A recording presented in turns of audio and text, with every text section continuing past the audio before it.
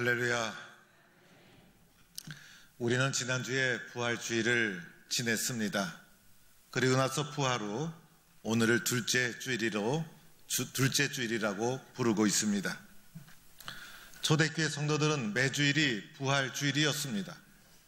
그들이 매주일 모였던 이유는 부활의 주님을 기념하기 위해서 모여서 예수님의 말씀을 기억하고 예배를 드리면서 주일의 모임이 되었던 것이죠. 초대교회 성도들이 매주일 모인 이유는 부활의 주님을 믿었기 때문이었어요. 부활의 주님을 기념하기 위해서 매주일 부활하신 그날이 되면 또다시 모여서 예배를 드렸다는 것입니다. 이제 부활하신 주님, 부활 이후에 우리의 삶은 어떠해야 되는가? 부활 이후의 삶을 살아가는 우리들은 어떠한 믿음과 신앙을 가지고 세상 속에서 살아가야 되는가? 이런 생각을 해보아야 하는 것입니다. 21세기에 많은 영향을 끼친 신학자 중에 한 분이 몰트만 박사입니다. 몰트만 박사는 그의 신학 사상에서 기독교를 한 가지 단어로 요약합니다. 기독교는 바로 희망이다. 그래서 그분의 신앙을 희망의 신학이라고 합니다. 우리가 살아가는 이 세상에 많은 문제가 있고 우리의 삶 속에도 많은 문제가 있는데 이 많은 문제 때문에 세상이 고통을 받고 있다는 것입니다.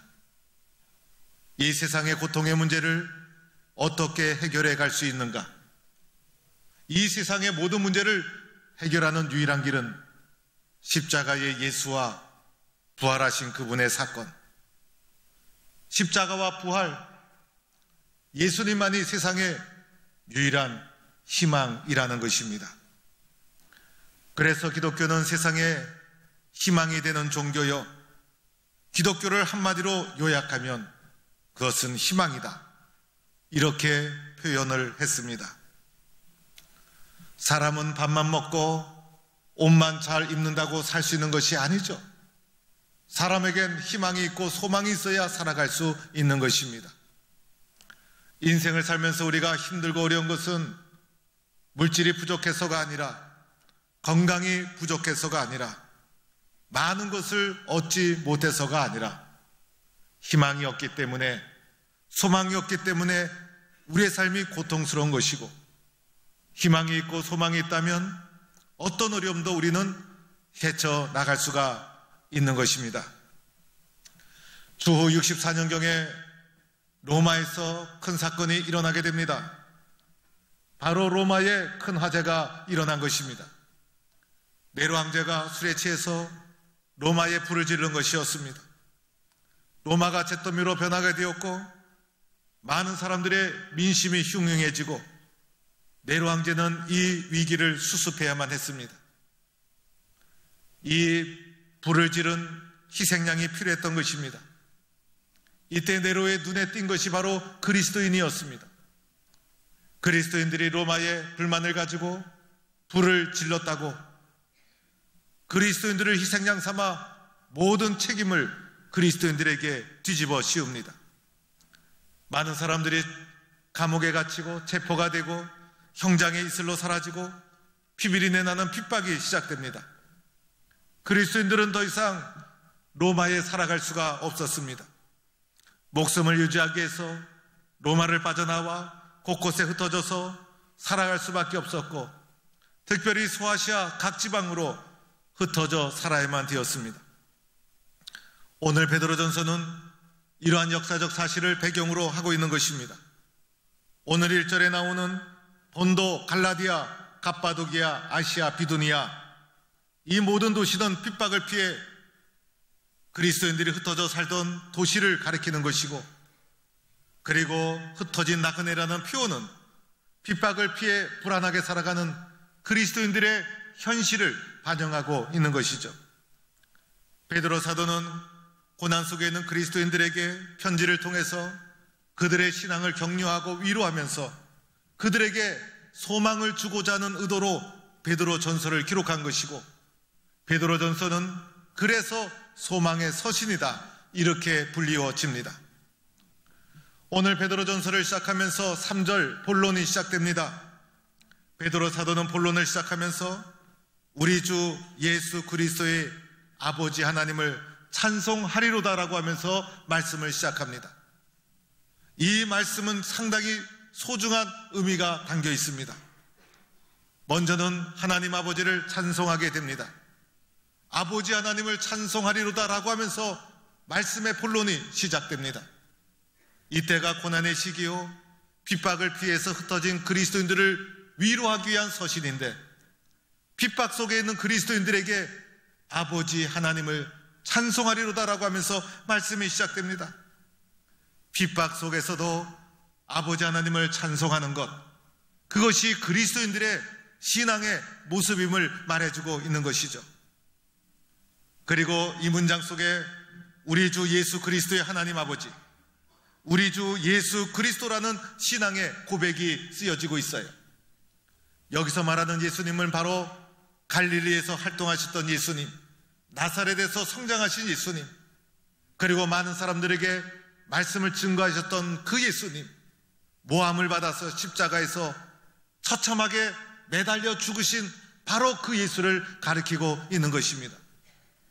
십자가에 달리신 그 예수를 주님이요 그리스도로 고백하고 있는 신앙의 고백이 표현되고 있는 거예요.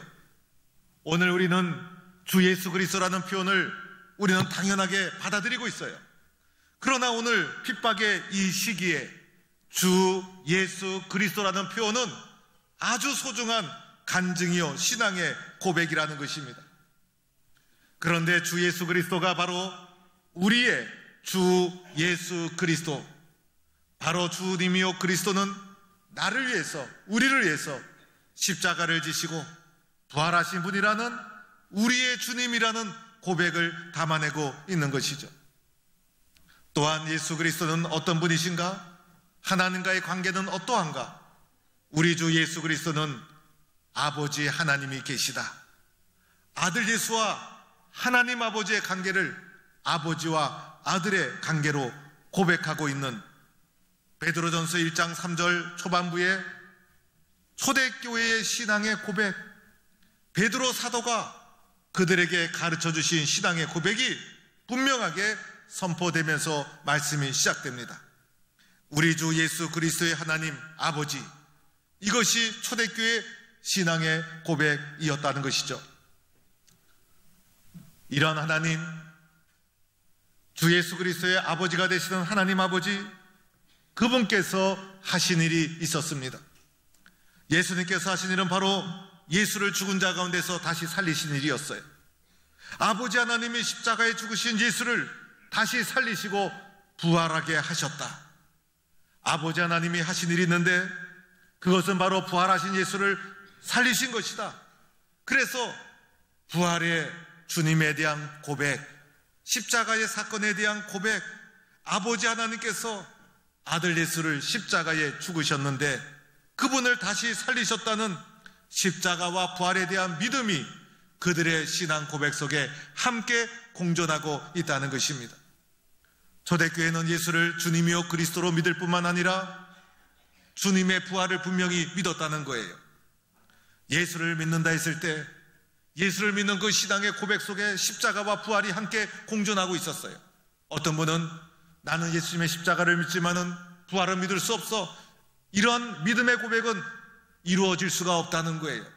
그들이 예수를 믿는다고 했을 때 그 믿음의 내용이 십자가와 부활이었어요. 십자가와 부활이 복음의 핵심이었어요. 공존하고 있었다는 거예요. 그래서 이것이 신앙의 뿌리요 교회의 신앙의 고백이었다는 것입니다. 그래서 하나님께서 아들 예수를 다시 살리셨다, 이 고백이 되어지고 있는 거예요. 다시 살아나신 예수님, 부활하신 예수님이 하신 일이 있죠. 무엇이었습니까? 우리를 거듭나게 하사 산 소망을 가지게 하였다는 것입니다. 부활하신 예수님이 우리들에게 주신 건 바로 산 소망이었어요. 부활하신 예수님이 다시 살아나셔서 우리를 거듭나게 하시고 우리에게 주신 것이 있는데 바로 산 소망이라는 것입니다. 우리가 부활하신 예수님을 믿는 순간, 마음에 영접하는 순간 내 심령 속에서 놀라운 변화가 일어나는데 세상이 알 수 없는 산 소망을 가지게 되었다는 것이죠. 예수님이 우리에게 주신 산 소망의 특징이 세 가지가 있어요. 첫째는 산 소망은 썩지 않는다는 것입니다. 세상의 모든 것은 때가 되면 다 썩어지고 없어질 거예요. 그러나 산 소망은 썩지 않고 영원하다는 것이죠. 예수님이 주신 산 소망의 특징 두 번째는 더럽지 않다는 것이에요. 세상의 모든 것은 더럽고 오염되지만은 예수 그리스도의 거룩하신 피로 거듭나게 하신 그 결과 우리에게 주어진 산 소망은 더럽지 않다는 것입니다.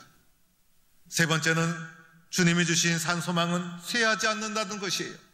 세상의 모든 것은 때가 되면 시간이 지나면 쇠하여지고 작아지고 낡아지지만은 예수님이 우리에게 주신 산 소망은 쇠하지 않는다. 이것이 주님이 우리에게 주신 산 소망의 특징이라는 것입니다. 세상의 소망과 다른 것이죠. 왜 주님은 특별히 산 소망이라는 표현을 썼을까요?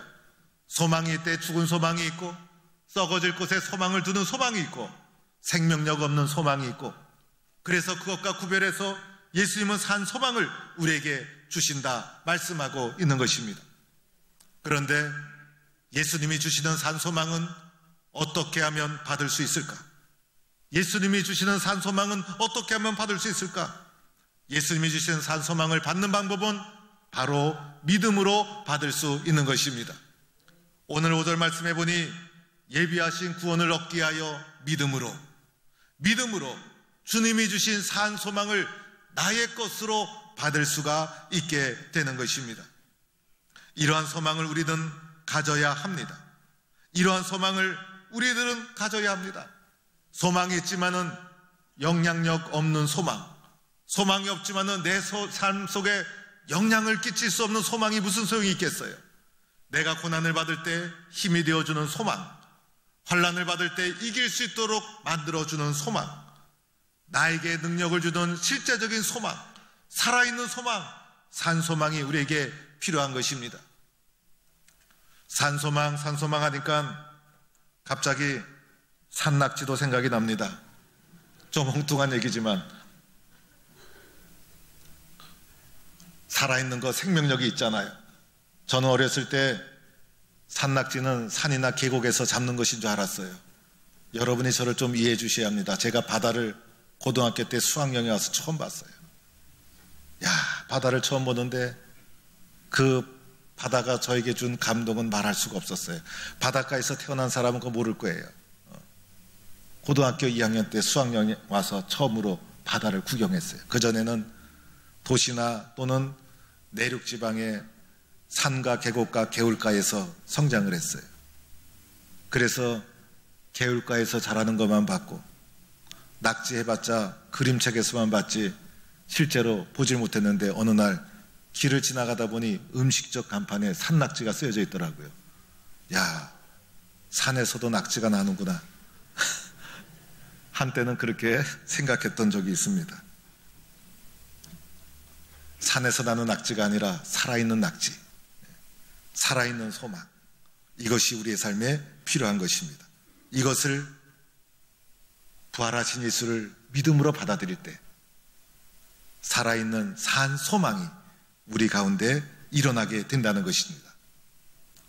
그런데 왜 산 소망이 우리에게 필요한 것일까? 그것은 세상을 살아가면서 우리에게 시련과 핍박이 있기 때문인 것이에요. 오늘 베드로전서의 배경이 그러하죠. 세상에서 부닥치는 시련과 핍박을 어떻게 이겨나갈 수 있을까? 산 소망이 있을 때 이겨나간다는 거예요. 세상에 살면서 부닥치는 수많은 핍박과 유혹을 어떻게 이겨나갈 수 있을까? 산 소망이 없이는 오늘 현실의 삶을 이길 수가 없다는 거예요. 베드로 사도가 펜을 들어서 글을 쓰면서 흩어진 그리스도인들에게, 핍박 가운데 있는 그리스도인들에게 십자가와 부활을 받아들인 너희의 심령 속에 세상을 이길 수 있는 산 소망이 있지 않느냐? 시련과 핍박이 있기 때문에 그리스도께서 주시는 산 소망이 우리에게 필요하다, 이렇게 말씀하고 있는 거예요. 오늘 6절 말씀에 이렇게 말씀하고 있죠. 너희가 여러 가지 시험으로 말미암아 잠깐 근심하게 되지 않을 수 없으나 오히려 크게 기뻐하도다. 여러 가지 시험을 당할 수밖에 없다는 거예요. 그 시험 중에는 생명에 위협을 주는 시험도 있었어요. 그런데 산 소망을 가지고 나니 여러 가지 시험이 밀려오더라도 그 시험 속에서 절망하고 낙심하지 않고, 이 시험은 잠깐의 근심이구나, 이 시험은 약간의 근심이구나, 이렇게 받아들이게 되고, 산 소망을 가지고 주님 안에서 오히려 크게 기뻐하는 날이 곧 온다라는 믿음을 가지게 된다는 거예요. 그래서 오늘 겪는 시련을 잠깐의 근심으로 이겨나갈 수 있도록 만들어주는 것이 산소망이기 때문에 우리에게는 주님이 주시는 산소망이 필요한 것입니다. 오늘 7절 말씀에도 이렇게 말씀합니다. 너희의 믿음의 확실함은 불로 연단하여도 없어질 금보다 더 귀하여 예수 그리스도께서 나타나실 때 칭찬과 영광과 존귀를 얻게 할 것이라. 금이라는 것은 연단의 과정을 통해서 우리에게 들어오게 되는 것입니다.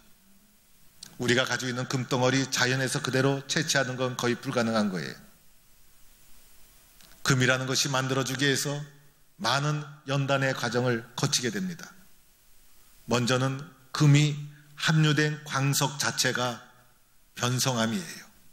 변성함은 먼저 1차적으로 높은 압력과 높은 열의 관련을 받아 형성된 암석이에요.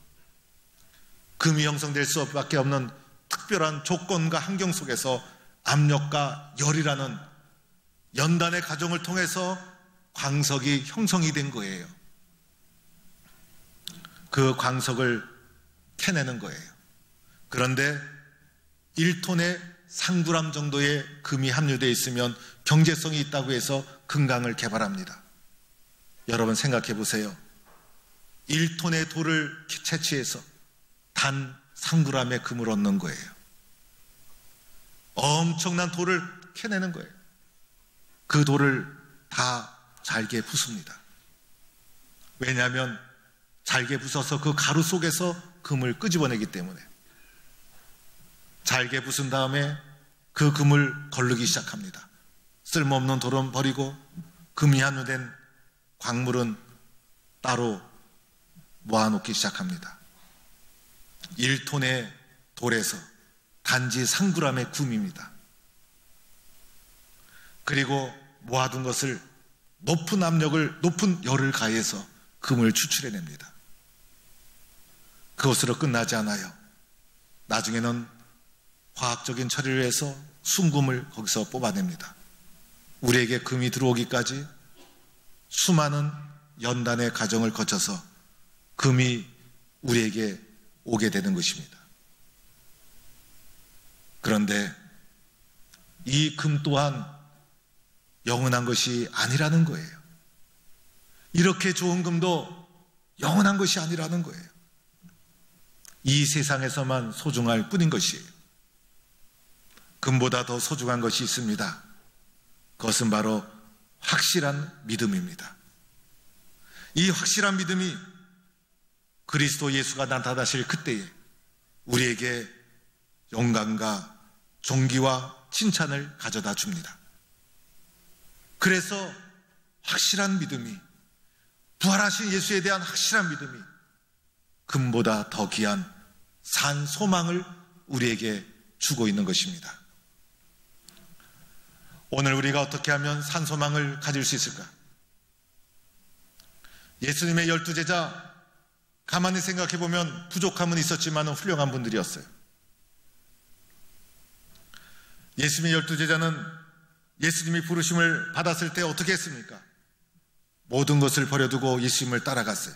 집을 버리고 배를 버리고 그물을 버리고 세리라는 안정적인 직장도 버리고 가정도 뒤로 하고 예수님을 따라 나서게 됩니다. 예수를 위해서 이러한 결단을 하는 거 쉬운 일이 아니에요.